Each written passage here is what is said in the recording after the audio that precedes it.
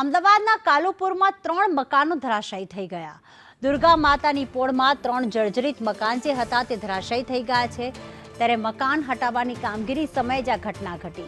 સદનસીબે કોઈ જાનહાનિ થઈ નથી। તંત્રે નોટિસ લગાવી રસ્તાને બંધ કર્યો છે। અમદાવાદના કાલુપુર વિસ્તારમાં આવેલું એક મકાન છે જે ધરાશાયી થયું હતું। ગઈકાલે ધરાશાયી થયું હતું। જોકે મકાન હટાવવાની કામગીરી છે તે દરમિયાન આ મકાન ધરાશાયી થયું હતું। જોકે સદનસીબે નોટિસ હોવાના કારણે કોઈ મોટી જાનહાનિ થતા અટકી હતી। વરસાદના સમયે કોટ વિસ્તારમાં વારંવાર મકાનો છે તે ધરાશાયી થવાની ઘટનાઓ સતત બની રહી છે। ત્યારે અમદાવાદના કાલુપુરમાં પણ ગઈકાલે વરસાદના પગલે મકાન છે તે ધરાશાયી થયું હતું। એક સાથે આજુબાજુના જે 3 મકાનો હતા તે પણ ધરાશાયી થયા હોવાની બાબત છે તે સામે આવી હતી। સ્થાનિક કોર્પોરેટર આપણી સાથે છે, એમની સાથે પણ વાત કરીશું। ઉમંગભાઈ, કેવા પ્રકારની આ ઘટના બની હતી? કોઈ જાનહાનિ થઈ છે કે કેમ? આ સાથે જ આજુબાજુના કોટ વિસ્તારો એવા છે કે જ્યાં હજી પણ અનેક મકાનો છે જ્યાં નોટિસ આપવાની કામગીરી શરૂ છે।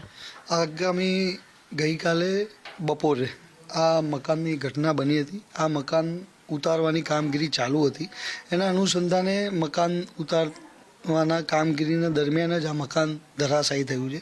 આગામી પણ કોર્પોરેશને આની નોટિસ આપેલી છે અને આની કાર્યવાહી ચાલુ હતી અને મકાન માલિકોએ આ કામ ઉતારવાની કામગીરી ચાલુ હતી અને અત્યારે દરમિયાન આ ઘટના બની છે। કોટ વિસ્તારમાં ઘણી જગ્યાએ આ પારિવારિક મિલકતો, જે ભાઈઓ વરસાદ મિલકતો હોય છે, જેને અનુલક્ષીને અમે અવારનવાર કહેતા હોઈએ છીએ કે ભાઈ એના લીધે થઈને આ મકાનો બંધ પડ્યા હોય છે, જર્જરિત હાલતમાં હોય છે અને જર્જરિત હાલતમાં આ મકાન જ્યારે વરસાદ વધારે પડે ત્યારે જૂની દિવાલોને એના કારણે મકાન ધરાશાયી થતા હોય છે।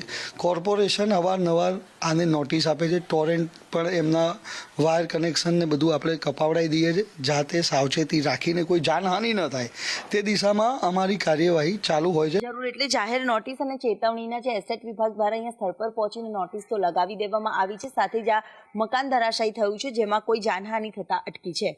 કેમેરામેન મનીષ વાણિયા સાથે દિવ્યા ચૌહાણ, સંદેશ ન્યૂઝ, અમદાવાદ।